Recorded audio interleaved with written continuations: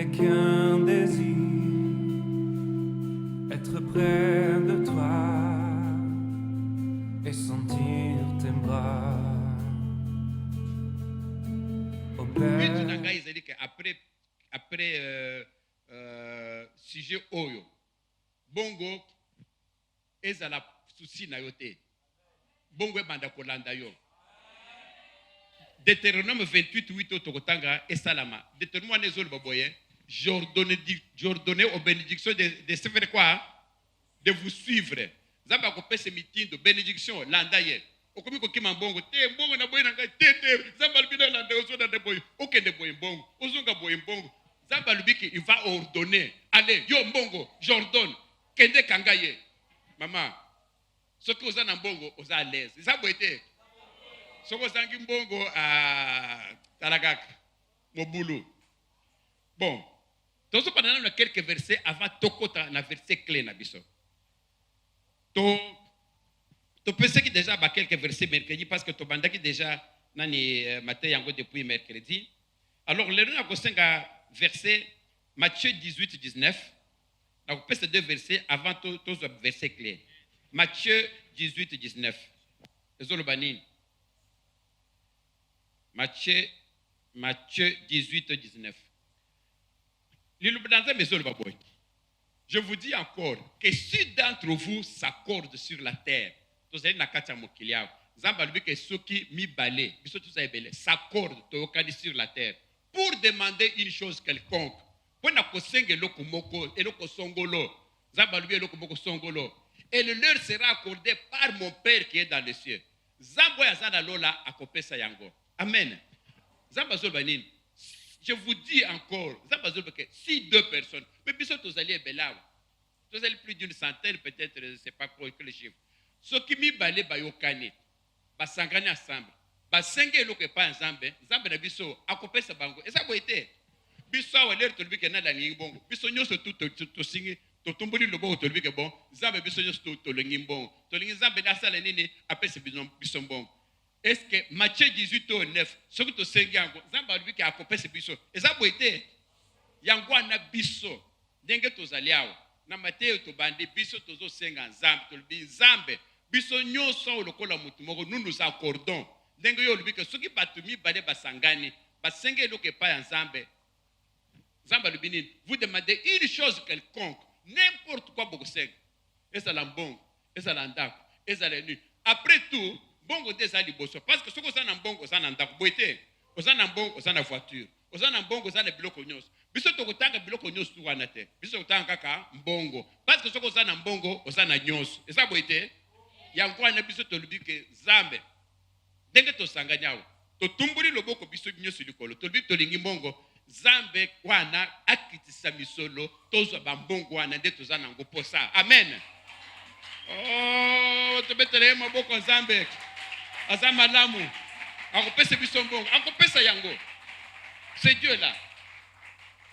Awa nde sikoyo verset oyo tolongo na verset oyo totanga sikoyo Luc 1:34-35. Luc 1. Papa token na Luc 1:34-35. Zamba zolobani. Luc 1:34 zoloboy. Marie dit à l'ange, comment cela se fera-t-il puisque je ne connais point d'homme? Awe zeli likambo nini? Awe zeli likambo ange aye pa ya Marie. Marie wana mama ya Yesu. Ange azobise Marie hein? Ange abi denga nebo na ndoto makamnyo so sana ndoto ko kanisa teke ange wana ayebo ya kuti Maria avandi ayesu koyo bon ange yaka vanda na chaise kuna ngana vana na ibonga wa te na songe nde makabunyo so to sana spirituellement ezala kaka na bandoto. C'est pourquoi tote bandoto na kanisi pendant un grand tabino moko boye bien azobi sa Marie ba Marie en tout cas ozui grâce pa ya nzambe yo okobota mwana wana nde akozala Jésus ye nde akokamba mokili mobimba. Marie bazobisa ndenge wana aza vierge. Marie bazobisa wana nanu pe basangani nzoto na umbali na yete pour que azwa zeni. Sikoyo Luc 1:34 toko botol bana 35. L'ange lui répondit, le Saint-Esprit viendra sur toi et la puissance du Très-Haut te couvrira de son ombre. C'est pourquoi cet enfant qui naîtra de toi sera appelé fils de Dieu.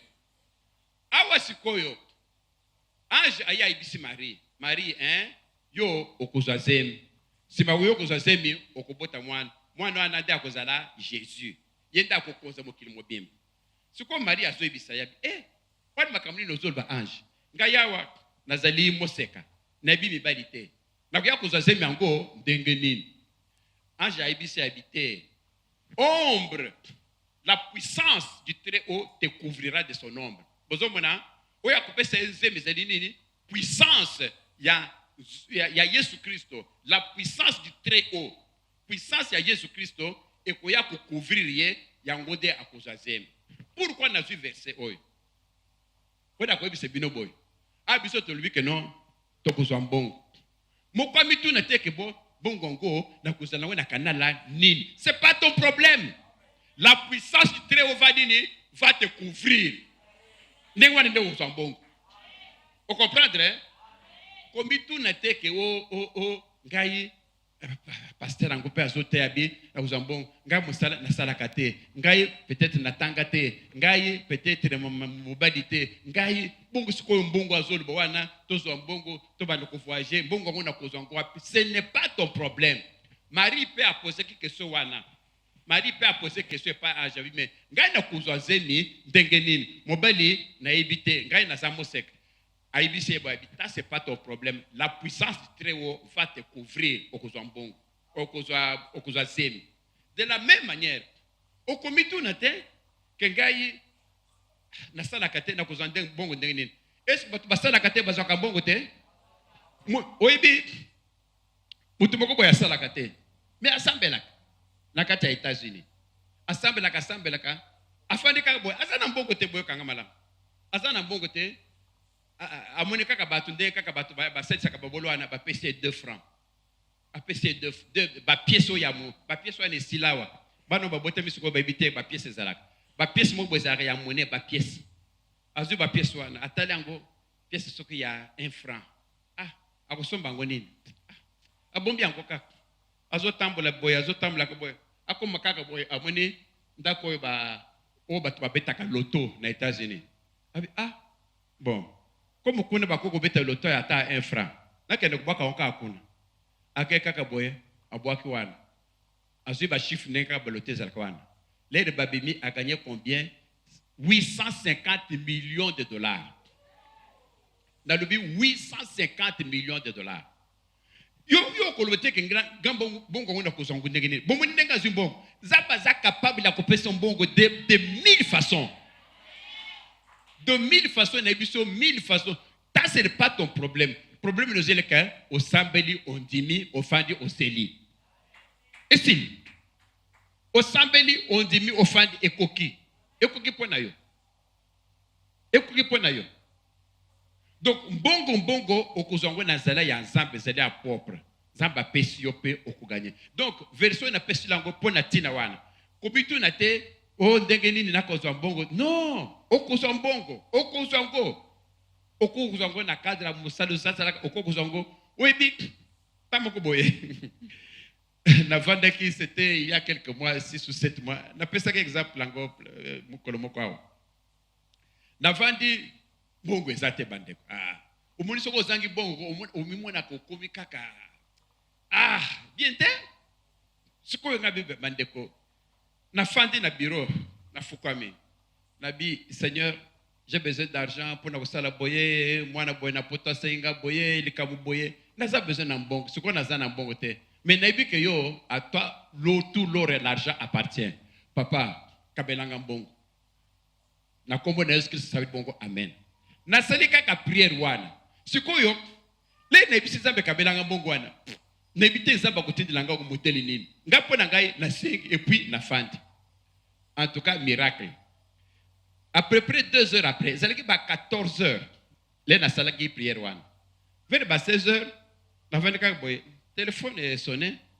Là, ba téléphone boy. Bonjour pasteur, bonjour. Bonjour. Comment ça va? Très bien. En tout cas, DG, il y a une mission importante, mais tu dois l'effectuer demain. Oh, est-ce que ça est disponible? On a dit oui. Oui. Si c'est disponible comme ça, vous faites le ticket Sikoyo, on a frais d'émission Sikoyo. On a dit oui. Ok. Donc, vous les allez demain à 8h. Ah. On a dit oh. Amen. Et si vous avez fait ces zambes. Botala, na yiba ko tuteke zamba ko pambulanga zeleni. Ngambo sena ngeze leki kosenga. Kovanda et puis kozela. Mais tala ndenge zamba na bozambe na ye, ake asibi, a créé. Dieu rend à l'existence ce qui n'existe pas. Peut-être mission na ezalaki nangote.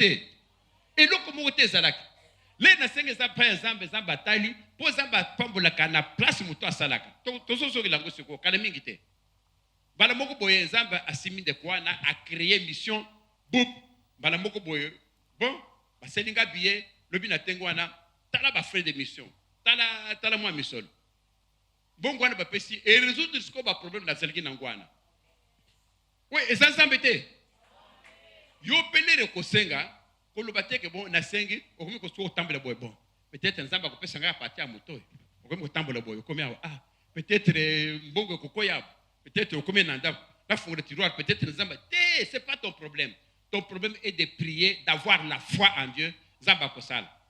Amen.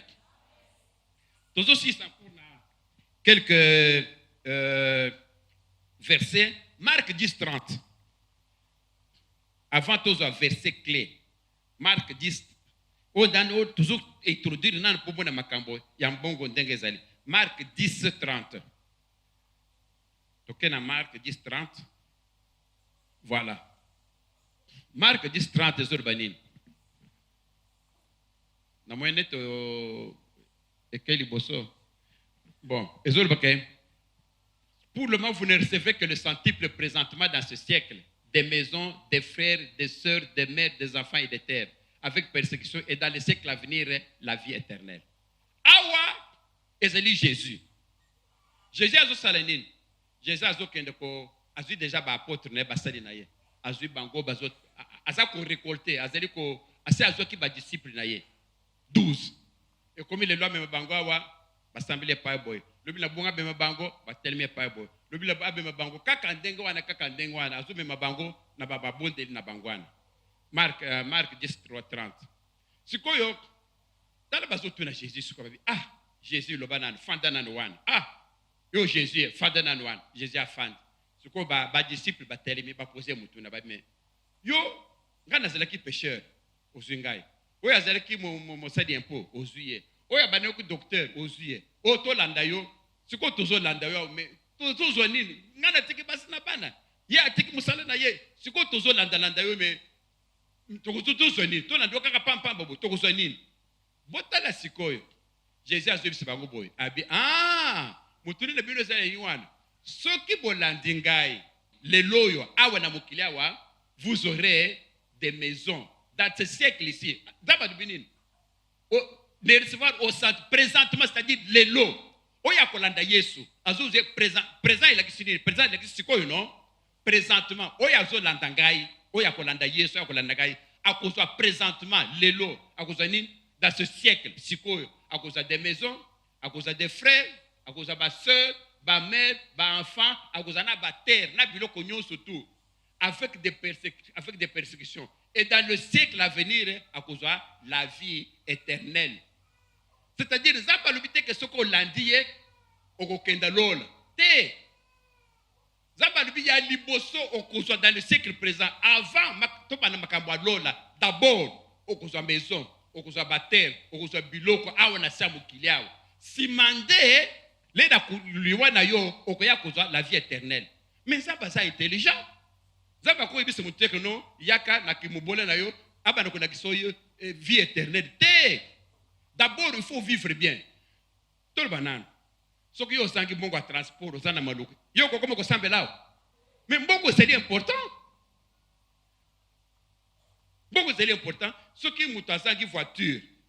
Est-ce que akoko longa mosika aya ko sambelao na mbula? Ce qui mbule zo beta.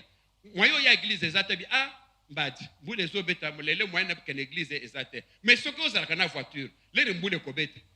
Voiture est boule bête, aussi nos voitures, ou une église, ça peut être. biloko mokili wana nde eza lobi présent okozwa yango.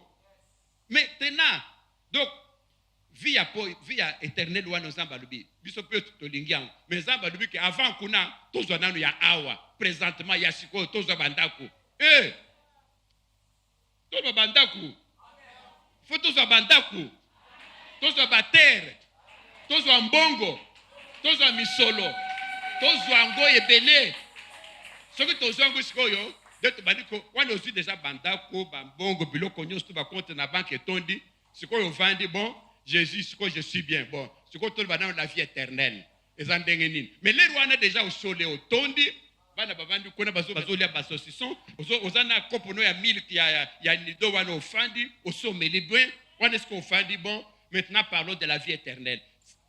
Dès makambo Jésus a alobi présentement dans ce siècle, présentement maintenant okozwa nini des maisons et des terres. Sima nango nde la vie éternelle. Biso sikoyo tolobi nzambe vie éternelle tolengi, mais sikoyo mbongo yende mutu alobi yango. Est-ce que ngai yende mutu alobi yango tokozwa mbongo wana sikoyo. Il faut esalama. Boni boy. Biso il faut to vivre. Yemo ko nzambe azoloba ke tout l'or et l'argent m'appartient. Eza boite. Kasi l'or na argent ya ye. Biso to ko sanga ko pona ni. Soki to so sanga ngo eza na raison. To ko mona ngo to sana bino. Il faut sikoyo place wana ba raison nyusto wana olongoli yango wezo peso bakali wana. Olongoli yango siko pour que to simba monene azam, to simba misolo wana. Bon, après avoir donné ba prémisse wana, sikoyo tozo banda verset clé. Verset to ko banda ko sala nango to ko continuer nango ti de temps en temps banda ko zonga. Verset wana ezali Genèse 4 2 à 15. Papa pese biso Genèse. Genèse 4. Genèse 4 to ko banda na verset 2. Et puis to ko kende na 15. Mais na katikati wana verset 11 nde to ko telema kona. To kena mukanda Genèse 4 to banda na verset 2. Awa toujours tanga Bible les olo baboy. Elle enfanta encore son frère Abel. Abel fut berger et Caïn fut laboureur. Awa siko tozali na likambo ya ebandeli.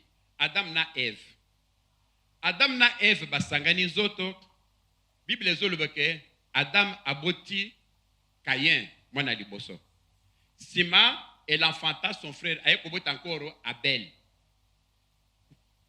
Zamba zolba ke Abel fut berger. Abel musalene ezalaki koboko la bibwele. Bantaba bangulu nde musalene abande kosala. Et Caïn fut laboureur. Caïn musalene ezalaki kolona azalaki laboureur. Et le koni nango il faut d'abord te retenir. Te retenir d'abord na verset au que batwana bazalaki ba chômeur te. Batwana l'air que Nzamba créé bango babandi koluka musala. Musala nde epesaka mbongo. Musala nde Nzambe apesa mutu mutu zabiko mutu il faut sala na mutu kinao parce que Adam na Eve basala ki péché Nzambe siko elekili bango mabe abibon ndenge boseli péché ndenge botosinga te ko bandalelo vous mangerez à la sueur de votre front. Siko po bolia makambo yake na pese bino biloko pamba pamba exalté siko yo bokolia à la sueur de votre front. Okosala front boye pour que olia. Yango na sikoyo Caïn abibon comme ka bezande wana ngai na bana ko boko le bibwele abandi na ko boko le bibwele ba chèvre ba poule consort. Abel alibi OK ngai siko na usala nini bon ngai na bana ngai kolona sikoyo kolona ba pondu kolona kosala l'agriculture. Bon retenir encore bien que awa sikoyo babandi déjà kosala musala Abel musala ne ezalaki ko berger et Caïn azalaki laboureur bilanga. Toquez dans verset 3, papa. Toquez dans verset 3. Verset 3, Zol Boboy. Au bout de quelques temps, Caïn fit à l'Éternel une offrande de fruits de la terre. Après quelques temps, inspiré par cet esprit. Parce que bon, on va dire que boss. Makamba offrande baby en qu'il faut pas offrir. Mouli ou musantu de simbi bango. Que bon, il faut quand même pas basa l'offrande et pas ensemble. Pourquoi on sert l'offrande? Makambo yo tokolobela ngole tokoma na katikati kuna ya matin na biso eloko nyusu yo swaka utake pa nzambe soki nzamba te limité soki nzamba pesi yo te yo ko eloko te Kaye amoni que bon, ce que les lois na bibwele na ye, ezo tambola, ezo bota, ezo augmenter, c'est que Nzambe mutapesi yango. OK. Parce que Nzambe azali mutapesi yango ngana pesi offrande. Deskoyo apesi ye offrande wana. Offrande ya nini ya fruit de la terre. Pourquoi? Parce que Kaye abano kosala nini? Abano kosala bilanga. Eloko ni na kopesa Nzambe. Kaka eloko ya bane kosala. Abano kosala bilanga, le fruit de la terre. Azu siko ba fruit wana deskoyo ake kopesa ye. Ake kopesa ba fruit wana. C'est ça eloko asalaki. Toke na verset 4. Et Abel de son côté en fit une des premiers-nés de son troupeau et de leur graisse. L'Éternel porta un regard favorable sur Abel et sur son offrande. Sikoyo Abel, derrière bane kosala ba koboko la bibwele, Bible ezoloba ke ye azui le premier-né, c'est-à-dire que oya liboso, premier-né, azui sikoyo asali offrande pa ya Nzambe. Na bibwele na ye azui oya liboso, le premier-né de a offrir pa ya Nzambe. Makambo e place on de prémisse uta. Na yebisaka bino lere to tangi makambo a prémisse. Tokozongela ngo pe awa na katikati ya Matei. Ozui salaire no ya liboso eza ya Nzambe. Prémisse. Omoni pourquoi Nzambe andimi offrande ya Abel. Abel azui le premier-né ya liboso de a offrir pa Nzambe. Yo soko bande ko sala bilanga na yo ya liboso ya yo.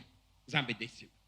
De makambo lokolo ba problème yango tokomona lembi yango Abel ebandeli azui le premier-né apesi de toto yaki yango tolubi obandi musala na bo futi no salaire ali boso prémisse eza Nzambe ozu opesi Nzambe mususu wana sikoyo eza nde ya yo mais ya liboso opesa Nzambe soko ozu ya liboso opesi Nzambe te mususu ko ya kopesa Nzambe wana ekotika ko zala prémisse te ata deli $1 milliard.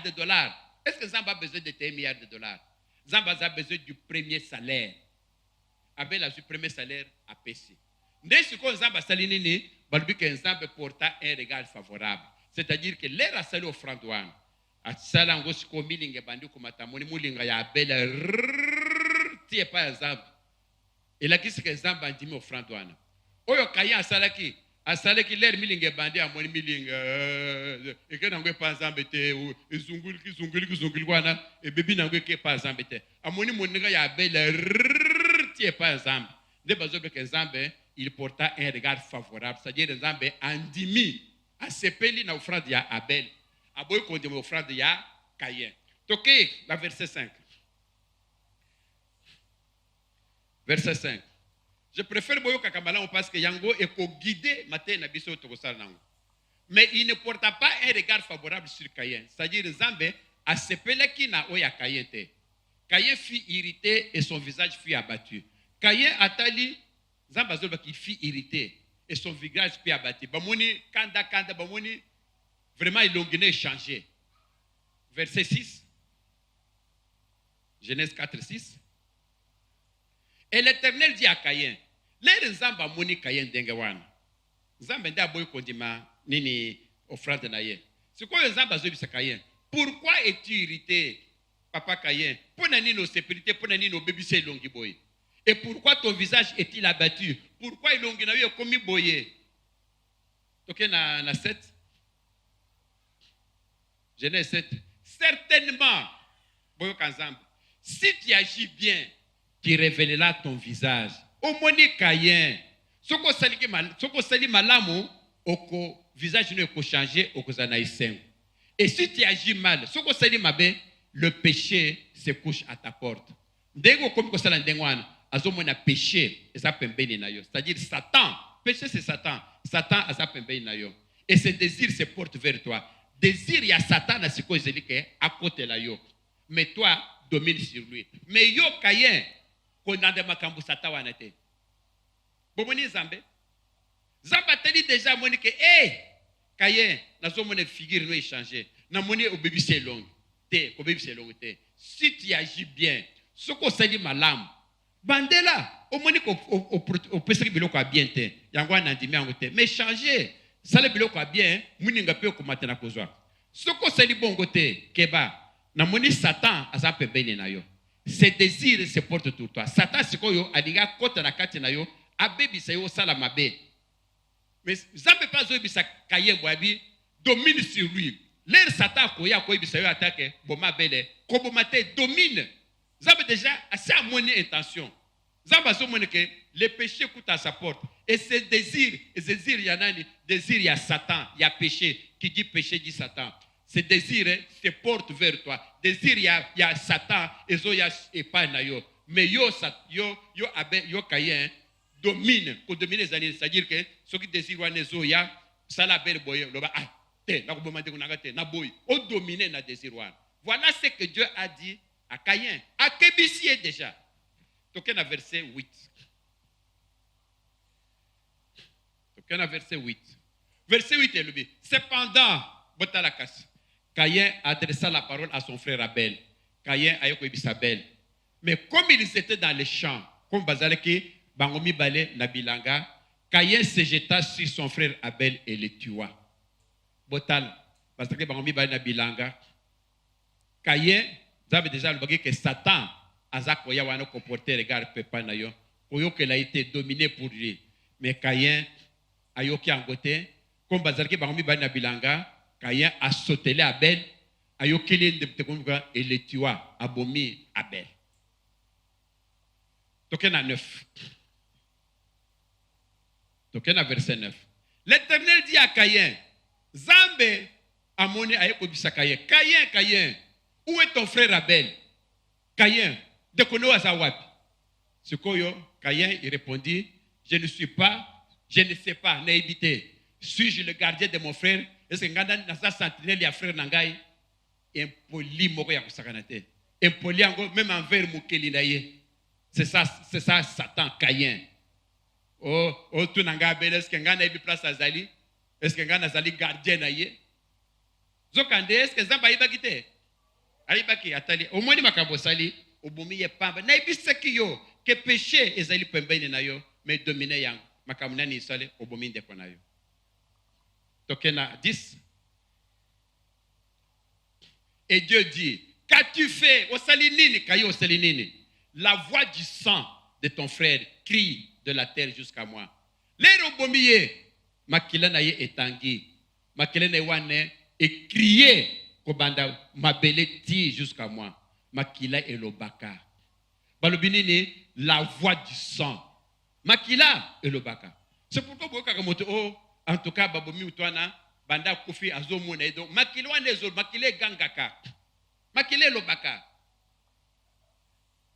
Dès que mon sous cause de comme balu de commencer donc ils allaient na kaka na longole ngo zalaki il y a 2 mois ezalaki na mois na te ezamakila elobaka osali ango ezamakila elobaka la voix du sang le sang a une voix makile gangaka yango na zamba que la voix du sang ya Abel écrit de la terre jusqu'à moi.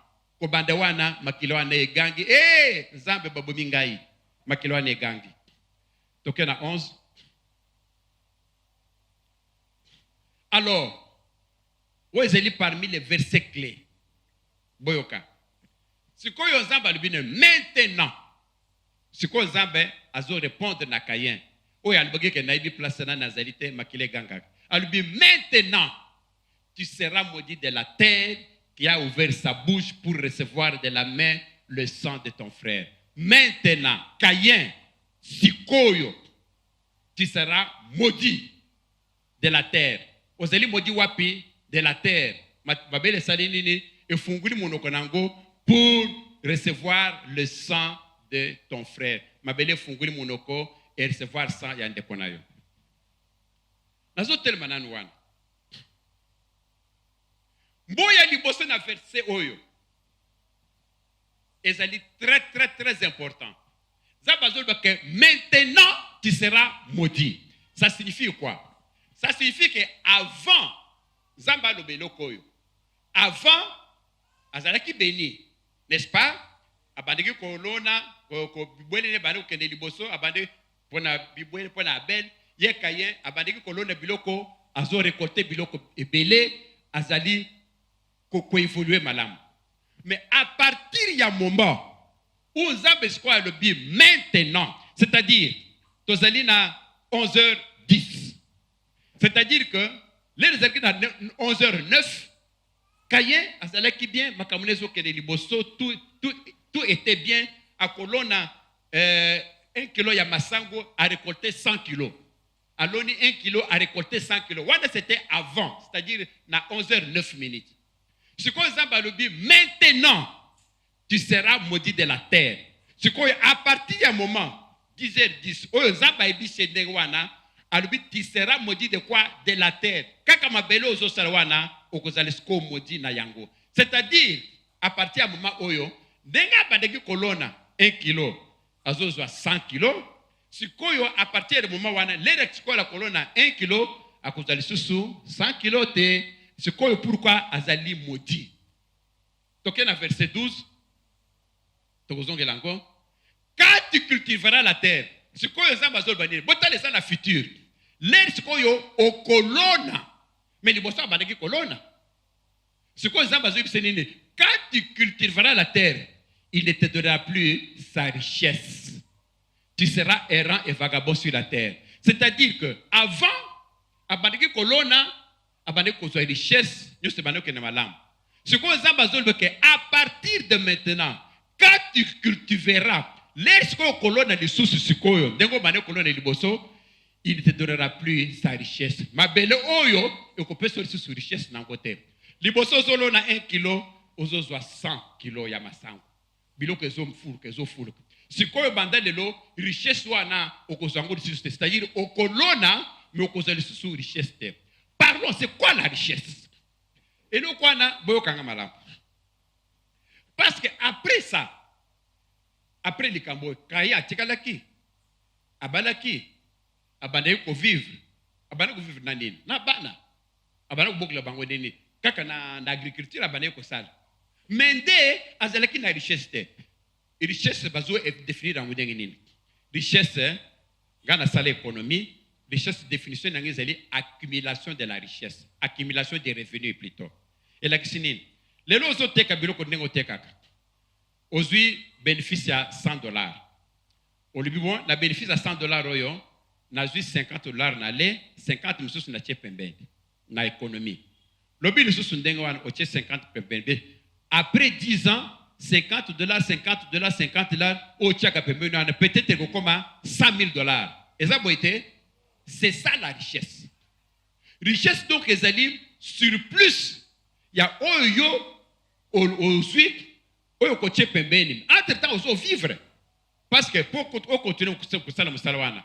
Ozo vivre, ozo lia, ozo sumba biloko ozali mais ozo bomba mwamba ndambambo. Bongo wana ko bombo wana desiko bazo benga richesse. Richesse c'est accumulation des revenus. Oza ko accumuler, oza ko bomba, ko amasser des revenus. Les gens ici Kayen que à partir de maintenant ma belle oyo ekopé sur richesse. Mais ce koyo ekopé c'est nini. C'est-à-dire que l'air ce koyo ye a kolona masango newana aloni 1 kilo. Avant il bane kopé 100 kilos, na 100 kilos wana ce koyo azo prévenir ko ça l'économie. Ce koyo l'air a kolona le même 1 kilo à cause de combien? À cause de peut-être 1,5 kg. C'est-à-dire que 1 kilo wana de ce koyo a renouveler semences demi wana a économie en ko économiser en côté yango ne ce koyo a vivre nango yenda basina banana ye moyen ce koyo a tcha mbongo na pembeni pour accumuler et a comme richesse ezate. Il faut te comprendre le komalamu de comment des problèmes na vie na yo. Oza na richesse mais pourtant ozo vivre. C'est-à-dire zambe na bolingo na ye dengo zaliwana mama yo teka kasoki masanga mama yo teka kasoki soki ndunda papa asala kasoki musali na salaka ozo mona kana musala yo zo sala 10 ans oza na économie ni ngana zakana na économie te. Mais pourquoi oza na économie te? Parce que oza ngi richesse. Parce que soki oza la na économie et la kisike dengo zo teka lelo oteki par exemple bilamba oteki bilamba ya $100 ozu $500 okomona ndenge nini okuza sikoyo na teki bilamba $100 na zu 500 okuza sikoyo 100 ozo continuer kolia ozu sikoyo 400 oke kobomba na banque Lobi lisusu ndenge wana, lobi lisusu ndenge wana, au moins après mikolo, bon na banque combien belé. Pourquoi? Parce que bénéfice aux autres, ils ont tellement belé que moi on li angonyo se zate, aux constituer économie. Mais yo, soki sikoyo teki biloko na yo teka wana bilamba wana. Oteki biloko valeur na ngozeli $100. Yo le rokoteka, aux teka ngona prix à $110. On récupère d'abord $100 dépensés. Quand moi, ni na likolo ne se dit 10 francs on est là au Kozongo, de ko permettre de moto passer au quelque soit une vaccine, au quelque soit une novalgine, au sommet paracétamol pays ici. Moyen peut aussi l'économie exacte. Donc, aux ana richesse, le plus grand problème que vous avez, vous n'avez pas de richesse. C'est-à-dire, moyen aussi l'économie exacte. Aux autres sala musala. Pata wa sala musala. Atala mukra ona onatra. Ça fait combien de temps? Ça fait 10 ans. Ah. À soit le pango, à ça qu'un locataire. Et beaucoup de pendant 10 ans, ça qu'un locataire. Pour nani, à ça n'a richesse. Mais Moussalo, ils ont salwana, ils ont permettre kaka à vivre. À sombi à colia, à sombi à couloir, ya colata. Si quoi à cause de la kaka moi moussous. C'est pourquoi ba moussous comme on a ceux qui jouent à payer ça les lots. Ceux qui le wana ba fouti te ba que bon, ba fouti dans 2 jours. Abadu kotagnon. Pourquoi? Parce que azata na économie te. Les bakufuta wana azus koyo afuti na banyongo wana sikoyo abandi encore ko vivre aso vivre sikoyo ti to comme fin du mois salaire wana bongo wana sili il faut de la salaire mususu azali na richesse te azali ko vivre lokola Caïn après la malédiction parce que après la malédiction des ans balubi que mabelo yo et ko pesa sur richesse nangote. C'est-à-dire que au lieu de ce qu'on a des bénéfices qui peuvent te permettre que au amasser bongo, au zalana, au comme riche, au kosa nangote, et comme si quoi que à vivre kakalelo, aller kakalelo, bongo bimi aller kakalelo, kakandengo ane azo vivre. Richesse à ça nangote.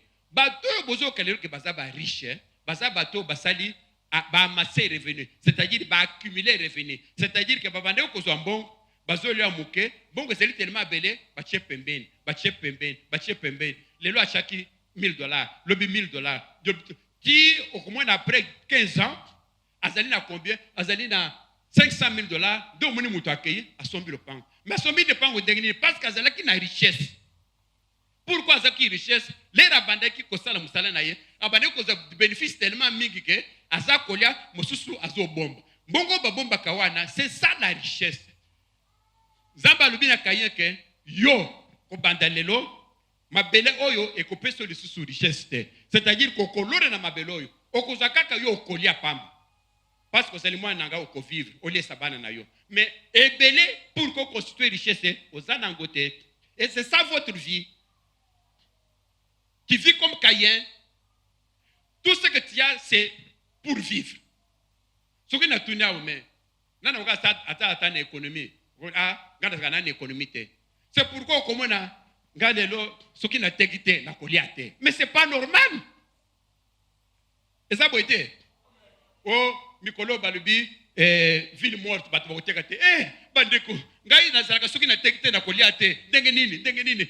Ville morte bandeko, ngana kusala ndenge nini. Oh lelo transport zate yango na kemu salete yango tolete. Non, c'est pas ça une vie. C'est que tu vis comme Caïn. Tu vis sans richesse. Et pourquoi tu vis sans richesse? Il faut mener ce qu'est Caïn. Caïn a sa richesse et sous-souté après malédiction. Caïn n'a plus de richesse quand, lorsqu'il a été maudit. Ça va prononcer malo que Caïn, à partir d'aujourd'hui, tu es maudit. Ma belle oyo, c'est-à-dire musalo sala koyo et qu'on peut se le sous richesse. Musalo sala kabilango oyo okozali susu richesse te mais okozakaka oyo muke pour vivre na bana na yo avant malobwa nezala azalaki na richesse. C'est pourquoi Zamba dit que maintenant sikoyo tu es maudit mabele okopesa susu richesse te. Ça signifie quoi? Que avant maintenant abandé kolona azalaki na richesse, tout allait très bien pour lui. Pourquoi sikoyo yo ozangi richesse? Posez-vous cette question. Caïn a zangi richesse parce qu'il a été maudit, parce qu'il a été condamné. Yo, pourquoi zangi richesse? Qu'est-ce que toi tu as fait? pour kozanga richesse ozala kaka ozo vivre kaka oteki kaka lelo lelo oteki lobi olelo oteki lobi soki mukolo oteki te okolia te tu n'as plus de richesse, tu n'as plus d'économie. Caïn ya bomaki ndeko na ye, Dieu l'a maudit. Mais pourquoi Dieu t'a maudit toi? Pourquoi tu vis le kola Caïn? Pourquoi? Pourquoi tu vis le kola Caïn? Il faut te kalelo pour jalelo. Osala ka musala, Dieu t'a donné un emploi. Mais musala na yo, okomona papa osali musala pendant 30 ans, to pe so pension. Eh dakokufa, kolbobo ete papa. Toko pe nga passion na kokufa. Mais papa osali musala pendant 30 ans. Osala ma papa ko combien? Te na futa la kana mikongo. Eh! 30 ans, hein? Mais papa, mais aussi okomi mubange ozo pension. Papa soki na zu pension le lobi na kufi. Na dia kaka soki na ke musala. Eh bande ko nangai. Mais pourquoi Caïn, Asa Caïn, il n'a plus de richesse. Abandé qu'on vivre à Zolia, à Zouver. Donc, Moussala Azo Sala, ils ont permis de dire que Azon Bongo Kolia, Azon Moussou Sikoyo, richesse, Oyakoki, ko bomba ko amasser pour que lobby de lobby Bongwana, Asomba le pango, Asomba voiture, à que nous saluons ça Moussou. Ce qui monte les lois Asombi voiture, nous tous ça Asombi le pango. Et c'est l'histoire surprise c'est un bon. Azu déjà Bongo Kolia. Bongo kovana na bana, bongo kufita minerval, sikoyo mususu etikali. Desko ya zui a bombe. Prochain mois a bombe. A bombe. Lene kokoma ebele a zui a sombi le pango, a sombi voiture. Eza boite. Mais ce que muto aseli bilo kwa nate, c'est que aza na richesse te, azo vivre le kola Caïn. Malédiction ya tato, ya mamo, ya uti wapi. Oui, bisanga uti wapi. Bosa ba Caïn. Mais quand c'est malédiction, oui, mais wapi mbongo. Vous avez Caïn te, Nandimi, vous avez Caïn te. Mais wapi richesse. Vous avez dit que maintenant tu es maudit. Mais avant, Caïn était bien. Maintenant, il est maudit. Ma belle, ils ont payé ses richesses. Ma belle, ils ont Moussala Salaka, ils ont payé ses richesses. Yo Salaka, ce qui n'a pas d'accord. Ça fait 10 ans, au Sala, au Sombanine, au Salanine, et l'autre côté. Maman Azali Lelo, Ateka Makala, Lobby, Azana Loufout. Bon, ça va. Ok, on est 2, 3, 4 fois. Maman, c'est quoi ça, l'économie nini? Ou évolua? Té. Mais pour nini? Zamba, depuis que mes enfants iront de progrès, hein? Quand si progrès nous est à wapi, maman? Progrès nous est à wapi, papa? Est-ce qu'on a progressé? Ou bien on a dit qu'on stagnait côté à la place moko? Ce qui moi, ensemble, on a les locaux. Au tel qu'à la place moko. Aux hommes matate, c'est une malédiction. Au cours de mon bon pendant 50 ans, c'est une malédiction. Ça va depuis que mes enfants iront de progrès en progrès. Les lots aux autres kamakal. Lobby au bandi côté peut-être ballon il y a tombola. Le lendemain au bandi côté lobby au Fongoli station, lobby au Fongoli magasin, lobby. C'est ça aller de progrès en progrès. Mais qu'est-ce qui fait que yo aux autres de progrès en progrès? Est-ce que tu es un enfant de Dieu, oui ou pas? Ce que ça m'a dit, mais puis Sangai, pourquoi les lobbies sont coupés dans la vie? Caïn a été maudit pour Nanine parce que hier, à Bomine de Konayo. Mais yo ça m'a cambo sala au Zobomban, au Bimsang. Mais Caïn a Bomine de Konayo, c'est pourquoi il a été maudit. Mais yo zo vivre vie à Caïn. Tu oublies que toi aussi tu es maudit et ça il y a beaucoup de sali pour lesquels tu vis dans la malédiction. Pourquoi zo vivre vie à Caïn? Caïn a zo vivre parce qu'il a commis un péché, il a été maudit. Yope makambo surtout au sala, tu es maudit parce que vie na yo ezali ka loka la vie à Caïn. Oko vivre vie à Caïn te. Si tu te dis enfant de Dieu, oko vivre vie à Caïn te, tu n'es pas maudit. Caïn est maudit parce qu'il a tué son frère. Mais toi tu es maudit parce que c'est l'inine. Au sala le côté. Donc Zamba atiko kaka ndenge wana, tu n'as rien fait. Richesse c'est ça te. Non, tu as fait quelque chose. Toko sambel, toko loko nango yo sali. Tokomone na bino makambuni nango yo sali o esali que vie na yo esali stopper ozo ko évoluer te. C'est pas normal. Même ce que tu tangi mokanda ya ce que tu tangi psaume David azol banine abi ko pesa nga bobona psaume 37 25. Papa passer dans le psaume 37 25.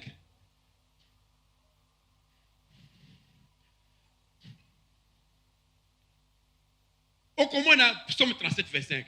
J'ai été jeune, oh David. J'ai veillé. Nazalaki moine. J'ai veillé. Na collier. Je n'ai point vu le juste abandonné. Na mona mouti a juste abandonné été. Mais ce qui t'est abandonné, tu n'es pas juste. C'est la parole de Dieu. Ni sa postérité mandia son père. Ni banane kozanga lipa. Mais les loyaux. Ceux qui ont saucisson, moi à kolenga boy. Saucisson. Oh, ils ont dit ya pamba, ils pamba. Saucisson, ni hamburger. Et ça bien ya pamba. Et ça peut être. Mais moi non aller saucisson la boulani. Yes oui. Kala na bonne année. Dazo c'est la lia saucisson. Ah, te maman, makambo yo ekosi là. Il faut ici là. Na boyi. Hein? Na boyi. Mais ce qu'on continue sur ce matin, on continue na choprata. Parce que ce sont les athées. Mais battez que la kangona. Ah, donc vous voulez que ce sont. Ah, te. Battez que vous le boyko. Mais bon, battez na battez à Kango. Pourtant, bah indien. Te mama mateya oyo pardon kozangate. Tozo kende malembe. Bon na place nini bukauke na we ekoti. Ngana koyate allez ma bénédiction bozwa te. Et ça bien. Mais ma bénédiction na ezali moto déjà azali juste. Mais ce que yo zai injuste. Mais comment bénédiction vous en avez? Tokotala makambwana. Tokozongule na binwana. Tokotala na 1 Thessaloniciens. Boko mona. Na koki ko cracher bino tamuke. Matin ndenge tokokoma prochainement. Samedi, vendredi, dimanche. Mama oyo. Mama wana zo lakise musapi. Na papa wana. Tolba na no mama. Mama wana tokomana matin wana prochainement. Mama wana lera ateka ka nini sucre. Ateka ka sucre asombi sac asopiango na nzungu. Sekoyo abandi ko teka na ba verre, hein? Pour que azo bénéfice ça boit. Botala mama oyo moyibi asali nini? Bomoni verre ko azu siko sucre achango na sewana achena mai ekangami. Hein? Bozomona siko verre ya munene place siko ya kocha sucre verre tikali kama place tikali mukebo likolo. Boyebi angote. Boyebi angoderini. Bomoni na kangibino. Ezaba kambosala ka. Sikoyo lero yoko ya asa toki boye verre wana achi likolo ya montagne ya sucre. Lero yoko ya boye. Maman, verre oyo combien? Le verre oyo ezali 2000 francs. Akoyi biso teke ezali moitié à verre, akoyi biso ke verre. Yo sikoyo soko ezali oyebate. Okomona sikoyo mama wana asimbi verre wana boye. Asali semblant a toki yango lisusu boye. Sikoyo azui ata sachet no yake asopeli yo, hein? Tala loboko ne malamu. Loboko yo esimbi place yana ya sucre wana ekangama wana po omona ngote. Bala moko boye azongisa yango na sac. Eza boye te. Azongisi sac sikoyo a remplir mususu atie liboso wana.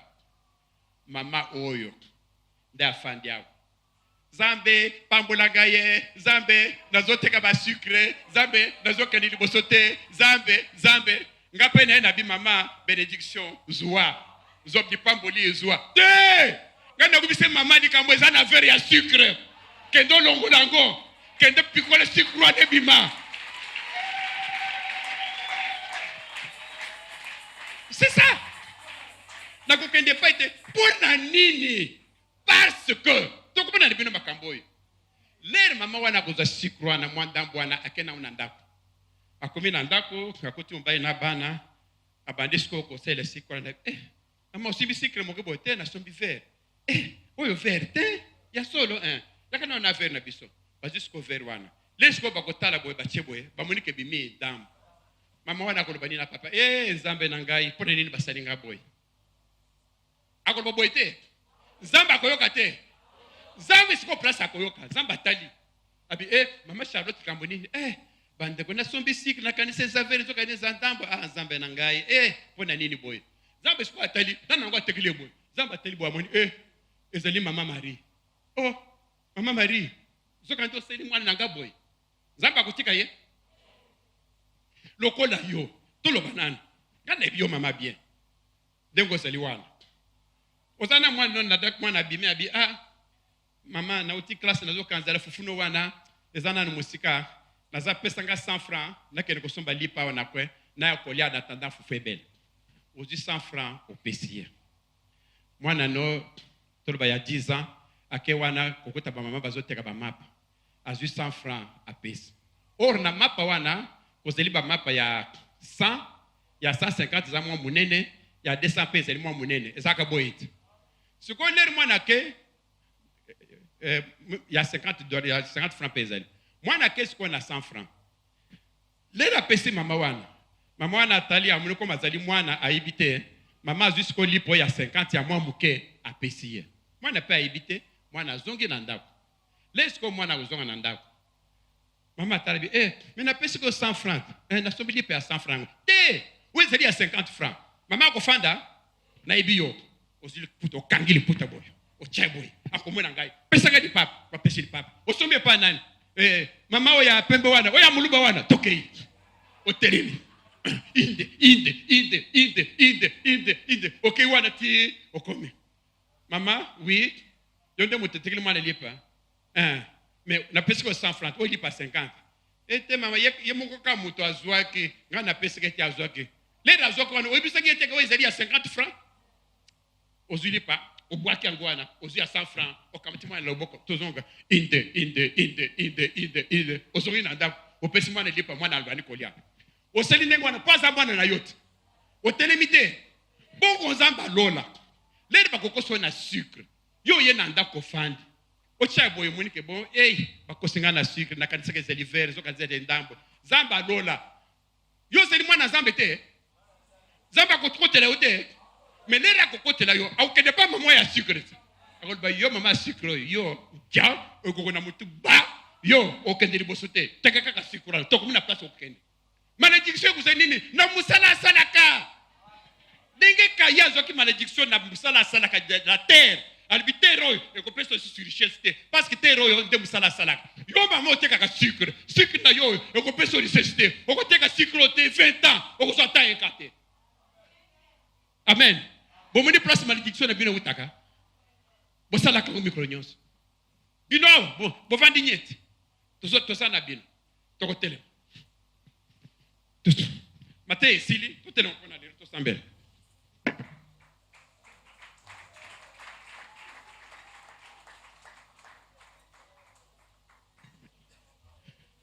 bozo comprendre denge ni malédiction kankaka mutu bozo comprendre denge Jésus yemoko amodisaka mutu zabe yemoko amodisaka pe bato ça c'est le Dieu lui-même zabe yemoko tokomona ngo tozana bino tokomona étape par étape pona nini vie oyanga ezobonga te pona nini ngana zo vivre malédiction ya Caïn pona nini Caïn y azaliki maudit parce qu'il a tué mais pourquoi moi je suis maudit pour vivre la vie de Caïn je vis sans richesse musala na salaka eso pesa nga richesse te pona nini pona makambo ya sucre na utukolo yo papa makambo balance oteka kangombe papa wana azwa balance ache balance atrika balance na kati okoya boye roti roti ezali $5 akati roti ache na balance yo moni eki wana eketi 1 kilo 1 kilo te ezali 600 grammes c'est-à-dire papa wana azwa balance wana a régla soki ezali 700 grammes ekobimisa 1 kilo yo koya boye acholo papa omoni ota ye place le omoni aiguille 1 kilo opati mbongo pe opesiye osi musunyana ya 600 grammes ya zo bisayo kezali 1 kilo olongo pe na ndako lelo kopesa moi sino tala na lekaki kuna na sombaki yango moi sabite ko eza 1 kilo te eza 1 kilo te eza mona te eza muke bakosi yo te kana muke aiguille te papa bakosi yo na papa wana lelo bakozango siki mamaza na banasi na ndako apese akotala bwa moni omoni 600 grammes Yesu za wapi tala mwana ngabe ndeko baseli ngai Yesu akotala akitaka lero zolo bwana aza pembeni le regarde lero beneliye akiti nina ko papa Gaston tala bakosi ngai nana ko kosio atali papa Grégoire akosinga na balance nzambe atala muli balance na musala na yo wana te okosaka bato qui sera maudit dans ce travail là yango komona koteka ngombe ti pendant 15 ans akendeke liboso te mikolo nyonso tu moyibe mais oyibaka bato mais mbongo wana sala économie ezalaka te lelo kokisa mambongo mana maladi bayibi lelo mambongo eboyebo matanga kono tindi lelo sikoyo ozwi mambongo message mama kona zobela tindele mbongo tindi nde sikoyo ozomona ke papa wana azala kusheri atekaka ça fait 3 4 5 ans économie te papa ovanda kwa ona vanda c'est sikona nanda kumoko ya yith chambre pona nini yo moto zana bane mikolo bafina bagarso bakonyosto kaka na chambre moko babana bakoya kuzona bango na bango likambo nini papa boy pourquoi okende liboso te mikolo yo mbongo zana babuka batu te lokuta malédiction et utu wapi na moyibi ya balance muto aboyo yo boye bisete bon lipango lima soit leli okopambo leke bon zamba pambo la yo abimi ake à réduire la code balance c'est que 600 grammes soit c'est 500 grammes akiti sa code davantage abande ko ibeli sous poisson bon bébé mais au tibisa nengo na poisson bon bébé mais pourquoi bongo ko so kwa côté frappé de malédiction cette malédiction là et où t'as pas ensemble yemo parce que ça moi ensemble les yo ko bele ensemble ça bazo kita ça peut pas défendre au aucun ko tal muto aseli o mabe a frapper amen bosala ngwebele bozali awo de parfois vie na bino ezobema misolo te économie te vie ya Caïn sans richesse ozo vivre kaka ozo sala kaka pour vivre aujourd'hui till les 30 OK vous êtes côté kate non tozo beli ensemble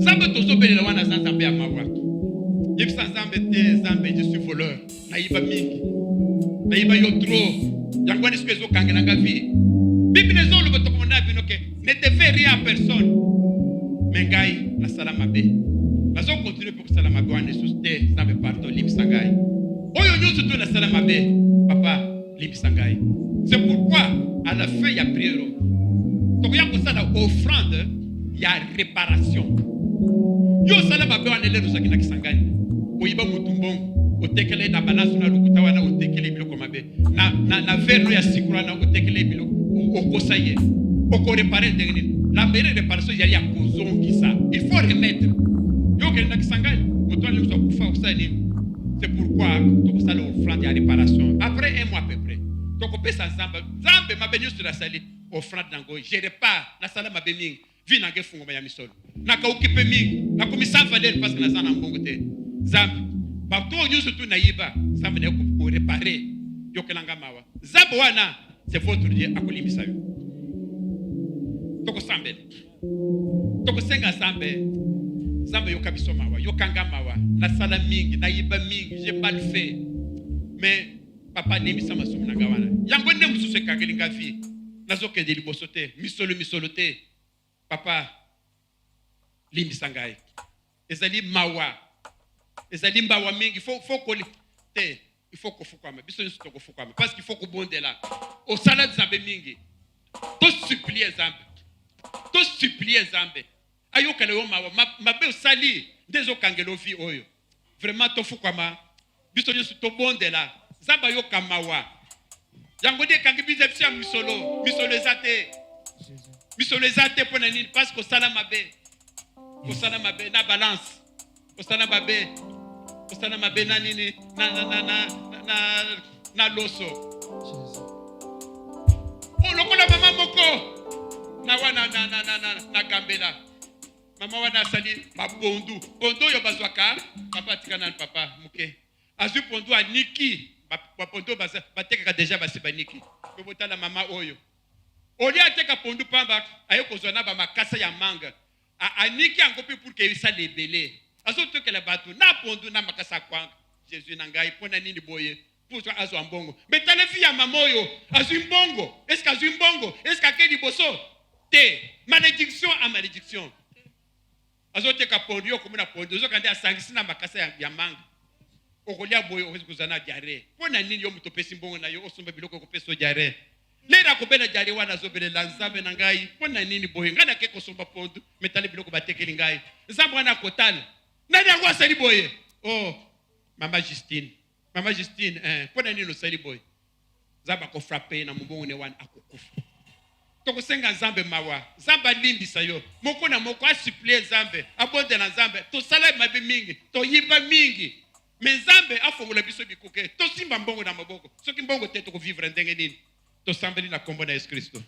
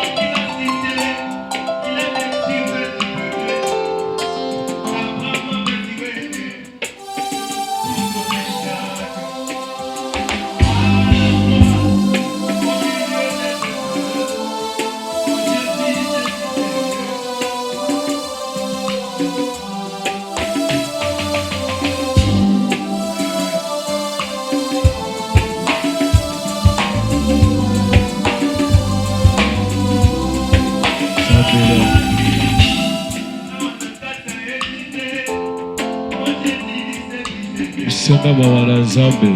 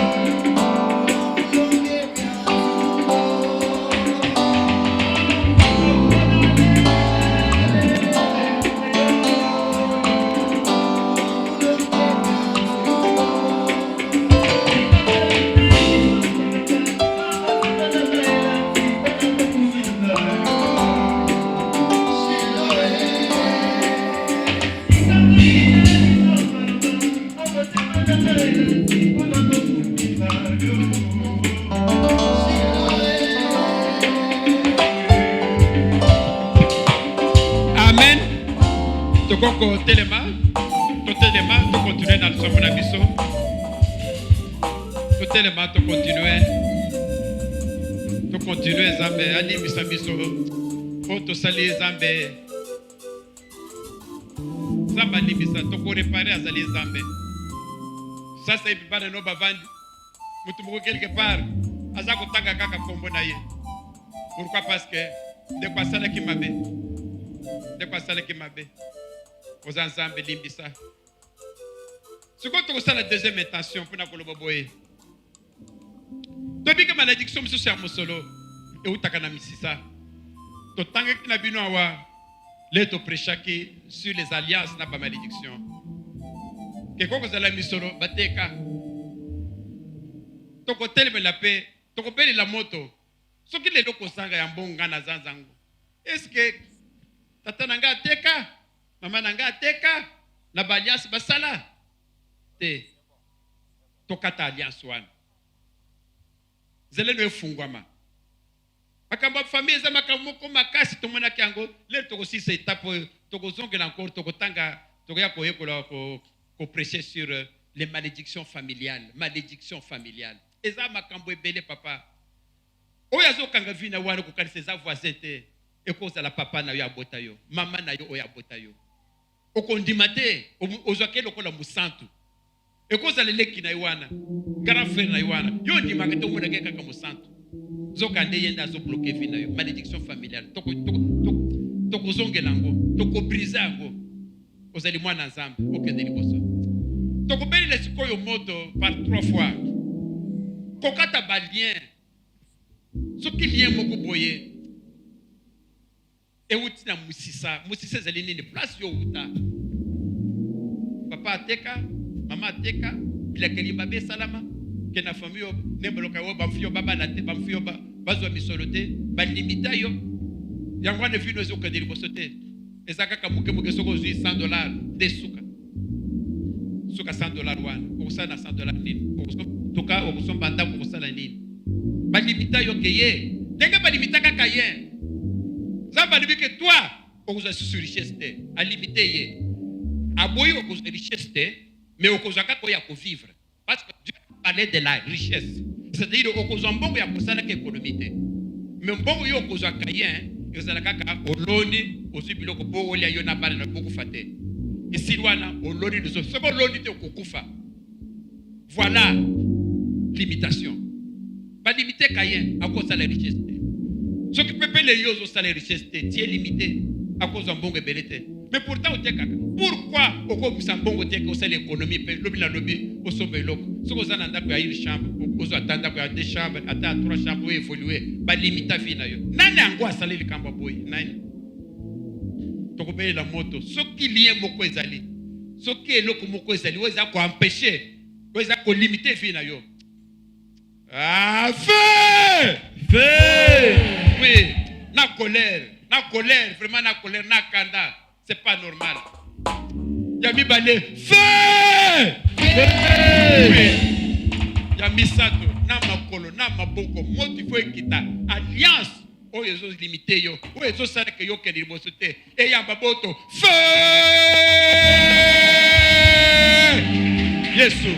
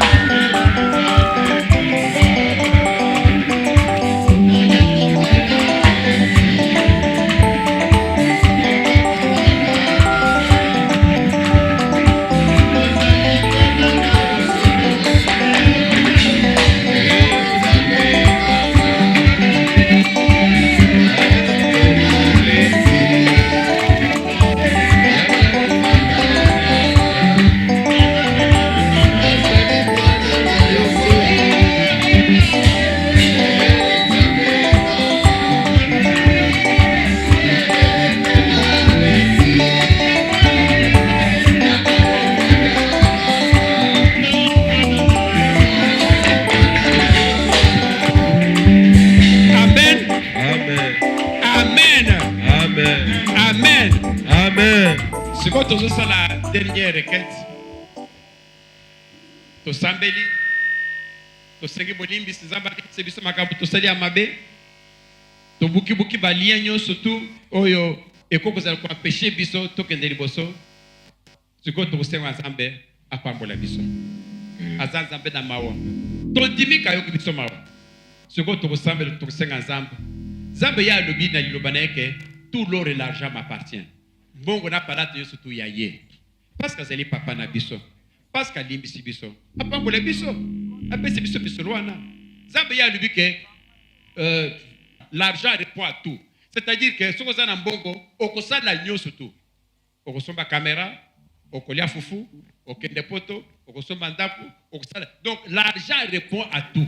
Ce qui est loyo, pour ça, moko et kokisamite. C'est pour ça que nous avons beaucoup de kisango. Tout ce que Zambouana, à qui appartient tout l'or et l'argent, où il y a que l'argent répond à tout, à Pambola. Beaucoup de moko kosenga Zamb. Tout le monde beaucoup de kolo, ko sabela bien, vous n'avez Moïse. Parce que ozo senga Zambe otoboni maboko le Zambe pambola ngai Zambe pesanga misolo tana Zambe na zana ombo senga tout l'or et l'argent ils apparent yo soko pesinga te Zambe nani mususu na kosenga pa wapi to Zambe na kombo de Christ.